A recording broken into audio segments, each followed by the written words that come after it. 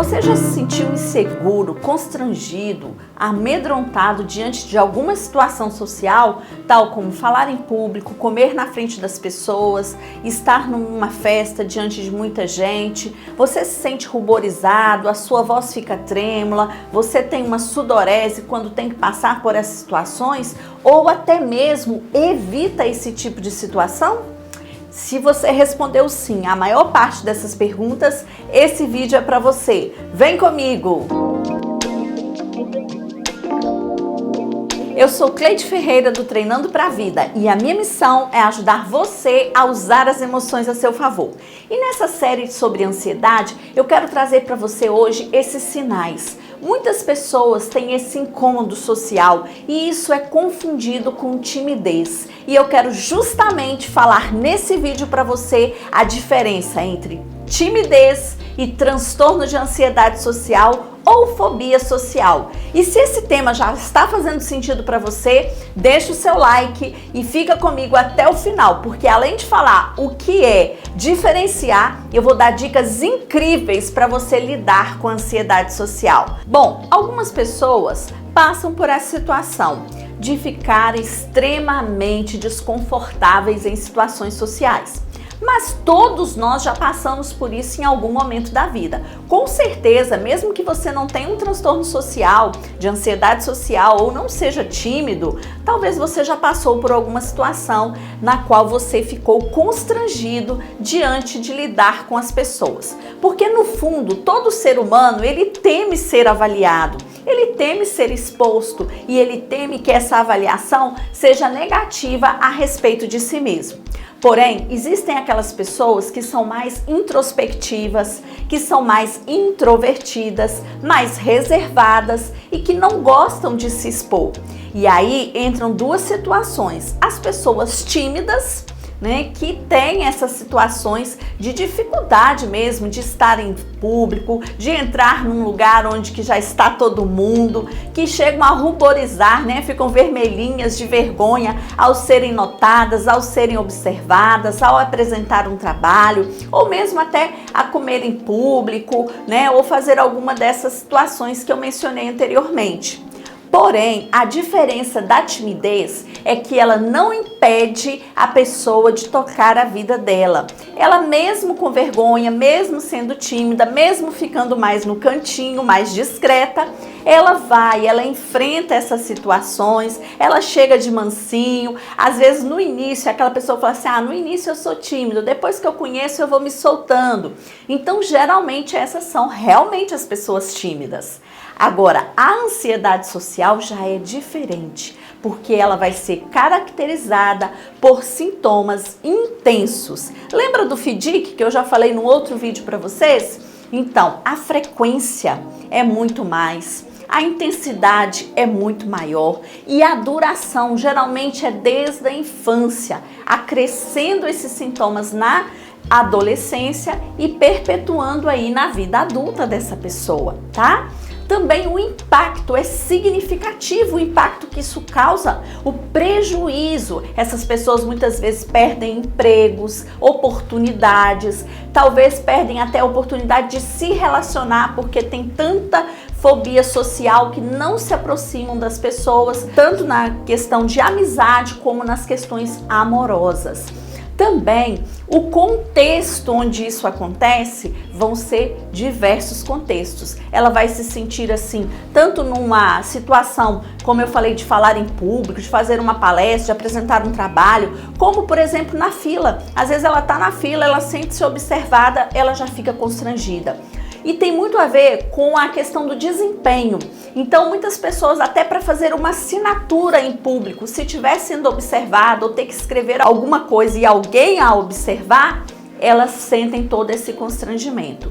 Então, percebe que a diferença é que na ansiedade social, a intensidade, a proporção disso e o prejuízo que causa é muito maior do que só quando a pessoa tem uma timidez. Tá bom, Cleide, tô entendendo, mas de onde vem isso? Por que as pessoas têm essa ansiedade social? Se você já está gostando desse vídeo, deixe o seu like, se inscreva no canal, ative as notificações para você não perder nada. Lembrando que essa é uma série muito interessante sobre ansiedade e já tem alguns episódios no ar, tá bom? No nosso cérebro, a parte responsável pela regulação emocional é a amígdala, né? A amígdala cerebral, né? Não é a amígdala aqui da garganta não, tá bom?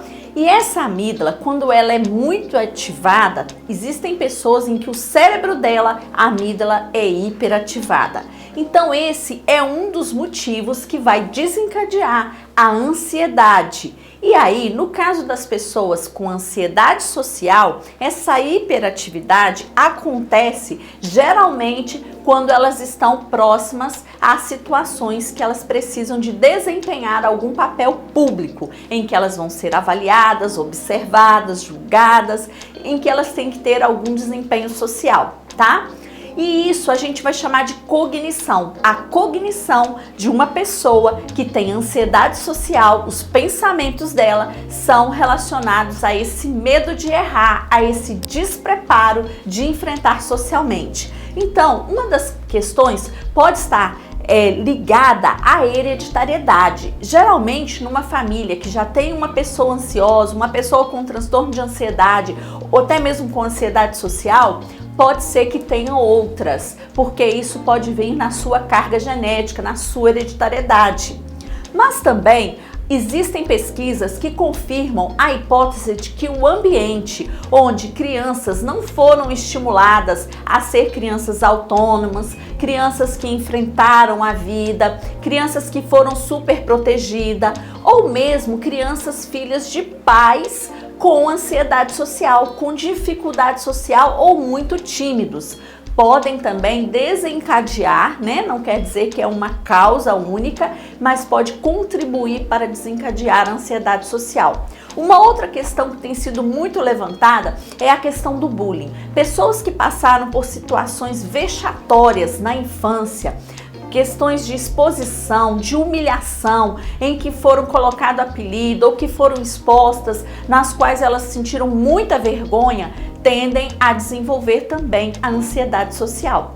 Então percebe que não é uma causa única, existe uma questão no cérebro que é hiperativado, existe uma questão da hereditariedade que pode ter herdado dos pais ou de alguém da família. Também existe a questão do ambiente, que pode ter sido os pais, né, ou a família, ou até mesmo o bullying que essa pessoa sofreu. Então essas são as causas. E agora vamos ver então o que pode tratar a ansiedade social. Qual o tratamento que é utilizado para a ansiedade social? O tratamento da ansiedade social, assim como o tratamento de todos os outros quadros de ansiedade, é feito através de duas principais coisas: a psicoterapia e o tratamento medicamentoso. Na psicoterapia, né, vai ser trabalhado o que exatamente? Vai trabalhar com essa pessoa o enfrentamento, o treino de habilidades sociais. O que é treino de habilidades sociais? Essa pessoa precisa ampliar o repertório dela para que ela possa se posicionar, para que ela possa enfrentar as situações sociais. É importante também, por isso a terapia cognitiva comportamental, a TCC, ela é uma das mais indicadas para o tratamento de ansiedade social.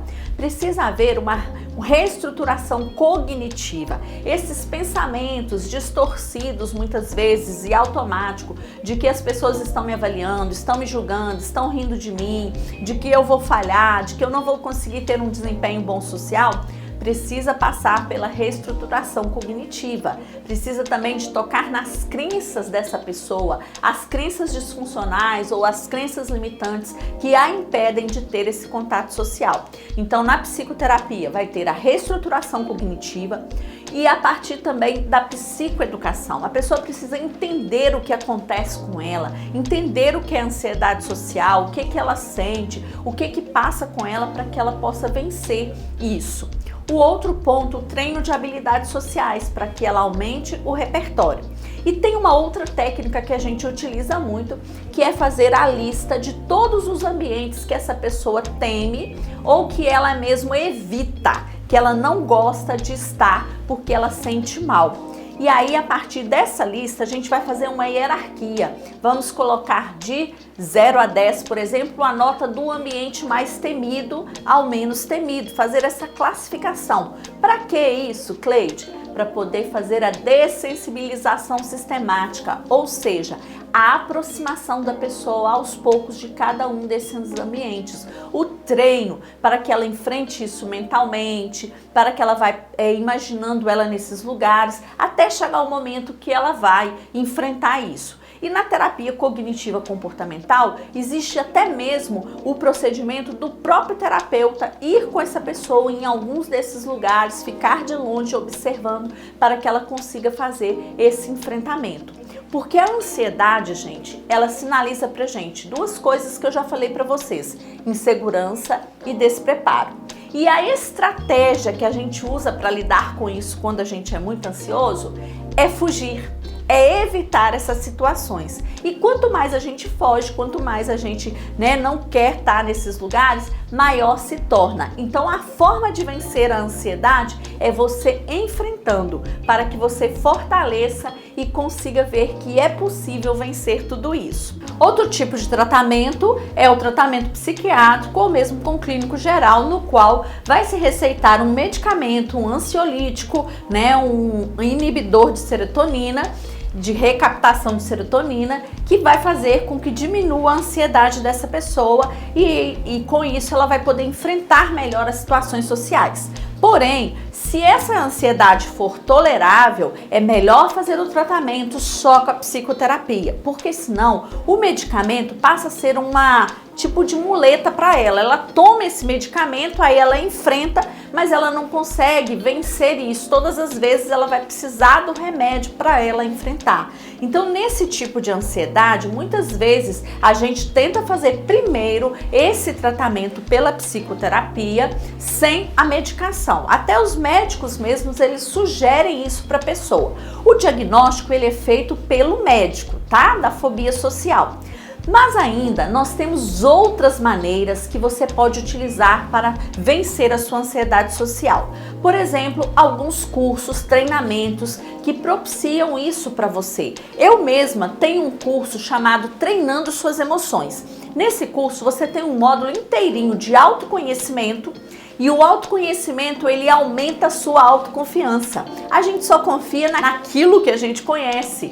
Então, se você se conhecer, você vai desenvolver mais confiança para enfrentar as situações sociais. Lá também eu tenho um módulo de gestão das emoções, que vai te ajudar a lidar com todas as emoções, inclusive com a ansiedade. E ainda nesse mesmo curso eu tenho treino de habilidades sociais e tem uma parte que fala sobre a comunicação em público. Então é uma forma também que você pode tratar a sua ansiedade, cuidar da sua ansiedade social, capacitando você mesmo com novas habilidades de enfrentamento. Algumas perguntas que eu recebo: Cleide, tem cura? Cleide, tem como prevenir isso? Bom, prevenção não tem. Não tem como a gente saber se você vai desenvolver ou não a ansiedade social, se isso, já vem aí na sua hereditariedade. Mas a prevenção, eu diria que faz parte também de um prognóstico. Como que você pode vencer a ansiedade social, além da psicoterapia, de